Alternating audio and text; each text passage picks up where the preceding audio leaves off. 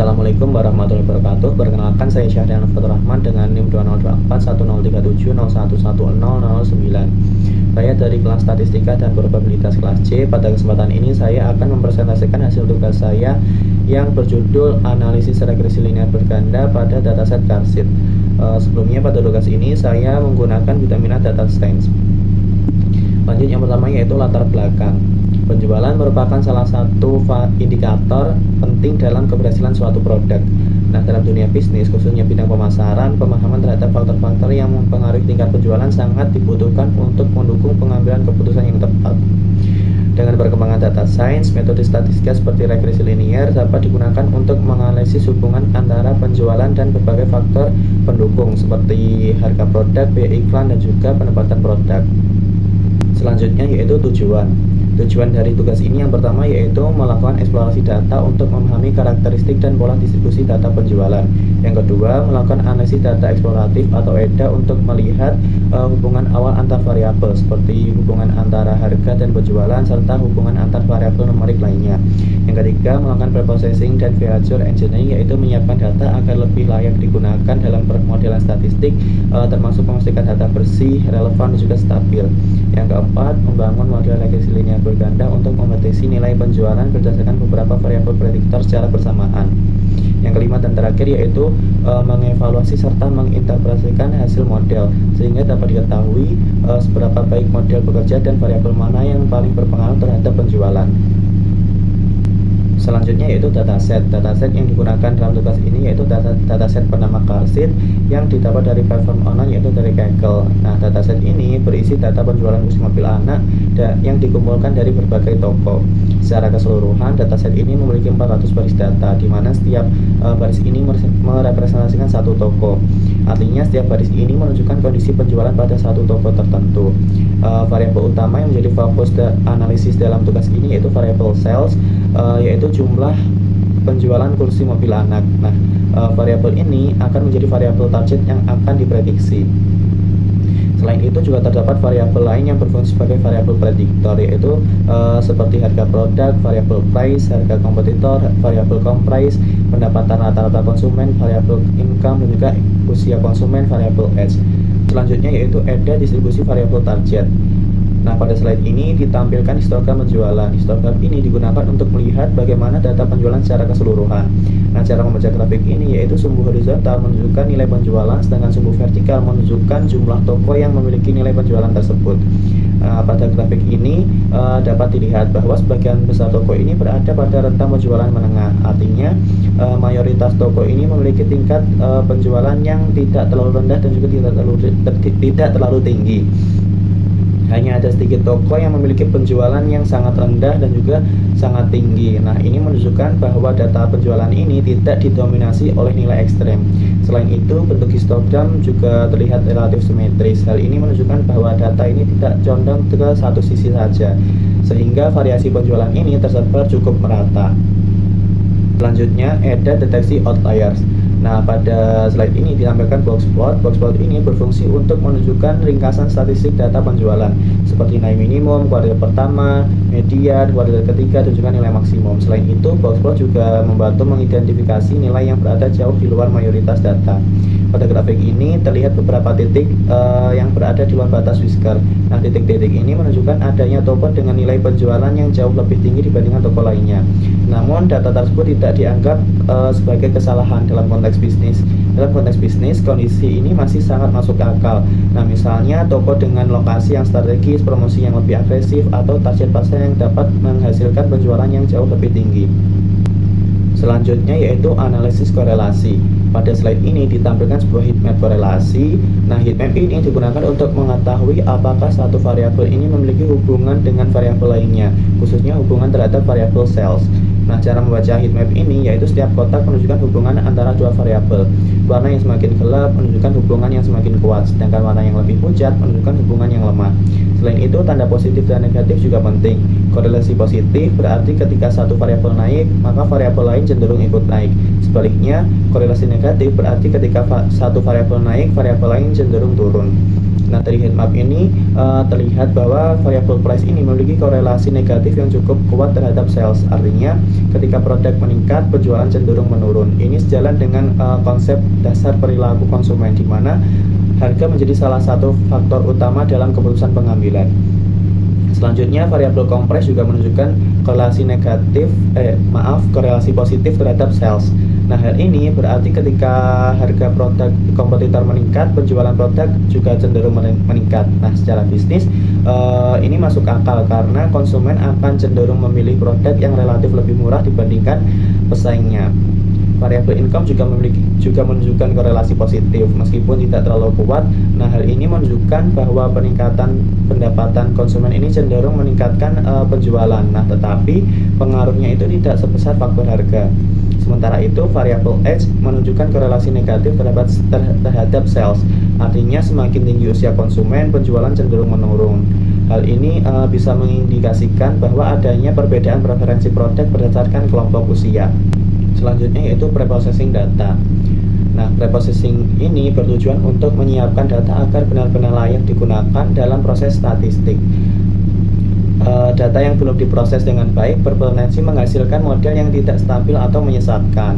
Langkah pertama dalam preprocessing adalah memeriksa apakah terdapat missing values atau data kosong. Dari hasil pemeriksaan diketahui bahwa seluruh variabel dalam dataset ini tidak memiliki nilai yang hilang. Artinya data sudah cukup lengkap dan juga tidak memerlukan proses imputasi. Langkah selanjutnya yaitu menangani variabel kategorikal. Nah, beberapa variabel dalam dataset ini masih berbentuk sebagai kategori sehingga tidak dapat digunakan langsung dalam model regresi linear. Oleh karena itu dilakukan proses encoding agar variabel tersebut dapat direpresentasikan dalam bentuk numerik. Namun meskipun sudah dilakukan proses encoding, pada tugas ini variabel yang bernilai kategorikal tetap tidak digunakan. Nah, setelah proses encoding juga terdapat seleksi fitur atau drop variabel. Nah, seleksi fitur ini bertujuan untuk menyederhanakan model dengan hanya mempertahankan variabel yang relevan dan juga yang memiliki hubungan cukup jelas terhadap variabel target. Nah, dalam proses ini variabel yang tidak memiliki korelasi yang kuat akan dilakukan penghapusan. Selain variabel yang tidak memiliki korelasi yang kuat, variabel kategorikal juga dilakukan penghapusan di dalam proses ini. Selanjutnya yaitu pemodelan regresi linear berganda.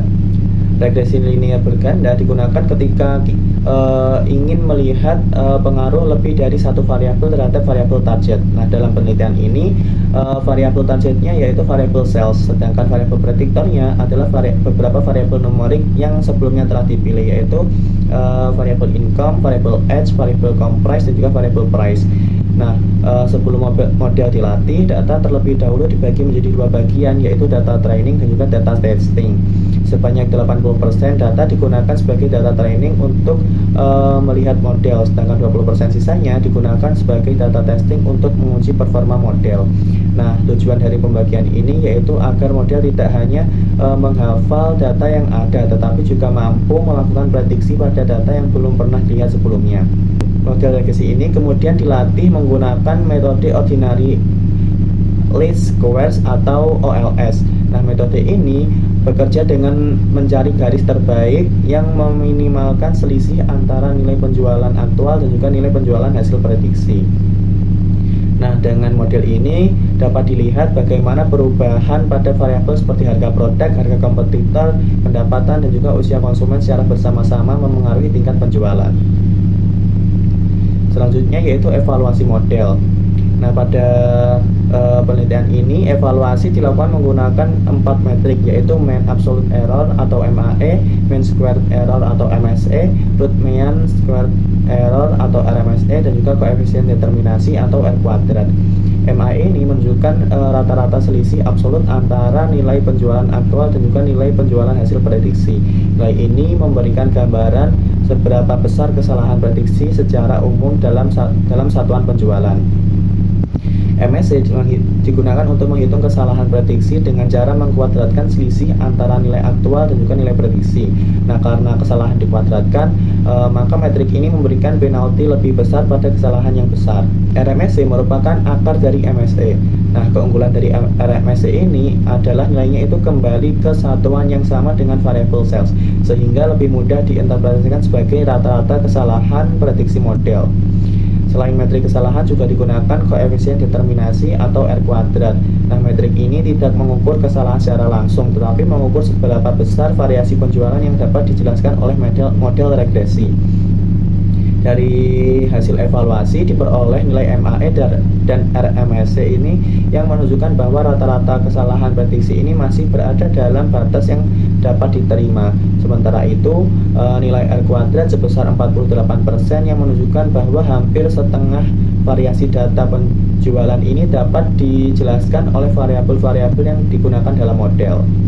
Selanjutnya, makna nilai R kuadrat atau koefisien determinasi. Nah, dalam penelitian ini R kuadrat yang diperoleh sekitar 48%. Artinya dari seluruh variasi penjualan yang terjadi di data, sekitar 48% diantaranya dapat dijelaskan oleh variabel-variabel yang digunakan dalam model, seperti harga produk, harga kompetitor, pendapatan konsumen, juga usia konsumen. Sisa sekitar 52% variasi penjualan ini tidak dapat dijelaskan oleh model. Hal ini bukan berarti modelnya buruk, tetapi menunjukkan bahwa masih ada faktor-faktor lain di luar model yang dapat mempengaruhi penjualan. Nah, faktor-faktor tersebut bisa berupa strategi promosi, kualitas pelayanan toko, lokasi toko, preferensi konsumen, atau kondisi pasar yang tidak tercakup dalam dataset. Selanjutnya, interpretasi koefisien regresi. Nah, interpretasi koefisien ini bertujuan untuk memahami arah besarnya pengaruh masing-masing variabel terhadap penjualan. Nah, dengan asumsi variabel lain ini dianggap konstan. Pertama, variabel price atau harga produk ini memiliki koefisien yang bernilai negatif dan merupakan yang paling besar secara absolut. Nah, artinya ketika harga produk dinaikkan, penjualan akan cenderung menurun. Hal ini menunjukkan bahwa konsumen ini cukup sensitif terhadap perubahan harga produk. Kedua yaitu variabel comprise atau harga produk kompetitor. Nah, ini memiliki koefisien bernilai positif. Hal ini berarti ketika harga kompetitor meningkat, penjualan produk cenderung meningkat. Secara bisnis ini masuk akal karena produk akan menjadi relatif lebih menarik dibandingkan pesaingnya. Ketiga yaitu variabel income, pendapatan konsumen memiliki koefisien yang positif, namun nilainya itu relatif kecil. Ini menunjukkan bahwa peningkatan pendapatan konsumen memang berdampak pada penjualan, tetapi pengaruhnya tidak sebesar faktor harga. Yang keempat yaitu variabel age atau usia konsumen memiliki koefisien yang bernilai negatif. Artinya semakin tinggi usia konsumen, penjualan ini akan cenderung menurun. Nah, hal ini dapat mengindikasikan adanya perbedaan preferensi produk berdasarkan kelompok usia. Selanjutnya yaitu visualisasi hasil prediksi. Pada slide ini ditampilkan sebuah scatter plot yang membandingkan nilai penjualan aktual dengan nilai penjualan hasil model regresi. Nah, cara membaca grafik ini yaitu sumbu horizontal menunjukkan nilai penjualan aktual dari data testing, sedangkan sumbu vertikal menunjukkan nilai penjualan yang diprediksi oleh model. Nah, garis diagonal yang terlihat pada grafik ini merepresentasikan kondisi ideal, yaitu ketika nilai prediksi sama persis dengan nilai aktual. Nah, jika semua titik berada tepat di garis ini, maka model dapat dikatakan memprediksi dengan sempurna. Dari grafik ini dapat dilihat bahwa sebagian besar titik data ini berada cukup dekat dengan garis diagonal. Nah, hal ini menunjukkan bahwa secara umum model ini mampu menghasilkan prediksi yang mendekati nilai penjualan sebenarnya. Namun, masih terdapat beberapa titik yang menyimpang cukup jauh dari garis. Penyimpangan ini menunjukkan adanya kesalahan prediksi pada beberapa data yang merupakan hal yang wajar dalam pemodelan statistik, terutama ketika jumlah variabel prediktor ini terbatas. Selanjutnya yaitu hubungan scatter plot dan juga nilai R kuadrat. Nah, scatter plot dan R kuadrat ini sebenarnya memiliki fungsi yang berbeda, tapi saling melengkapi. Scatter plot ini digunakan untuk melihat kualitas prediksi secara visual. Dari grafik ini bisa dilihat apakah prediksi model cenderung mendekati nilai aktual atau justru menyebar jauh. Sementara itu, nilai R kuadrat memberikan ukuran numerik tentang seberapa besar variasi penjualan yang dapat dijelaskan oleh model. Nah, dalam tugas ini scatter plot menunjukkan bahwa cukup banyak titik berada di sekitar garis diagonal, dan hal ini sejalan dengan nilai R kuadrat sebesar sekitar 48%. Artinya secara visual maupun secara numerik, model ini menunjukkan performa yang konsisten, mampu menangkap sebagian besar pola utama dalam data, tetapi masih menyisakan variasi yang belum terjelaskan. Selanjutnya yaitu kesimpulan. Pertama, data penjualan pada dataset Qarsit memiliki distribusi yang relatif stabil dan layak untuk dianalisis menggunakan regresi linear berganda. Kedua, hasil analisis korelasi dan interpretasi koefisien menunjukkan bahwa faktor harga ini memiliki peran yang sangat dominan dalam mempengaruhi tingkat penjualan. Baik harga produk sendiri maupun harga kompetitor terbukti memiliki pengaruh yang signifikan terhadap penjualan. Nah, yang ketiga, faktor karakteristik konsumen seperti pendapatan dan usia juga berpengaruh terhadap penjualan.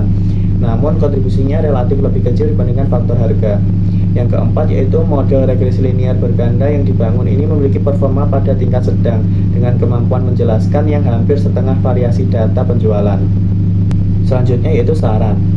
Nah, yang pertama, model regresi dapat ditingkatkan dengan menggunakan metode lain seperti Rise regression atau lasso regression yang dapat membantu mengatasi kemungkinan multikolinearitas dan meningkatkan stabilitas model. Yang kedua, penelitian selanjutnya dapat menambahkan variabel eksternal yang belum tercakup dalam dataset seperti strategi promosi, kualitas pelayanan toko, atau lokasi toko. Demikian penjelasan presentasi hasil tugas saya. Mohon maaf bila masih ada kalimat yang belum jelas. Sekian dari saya. Wassalamualaikum warahmatullahi wabarakatuh.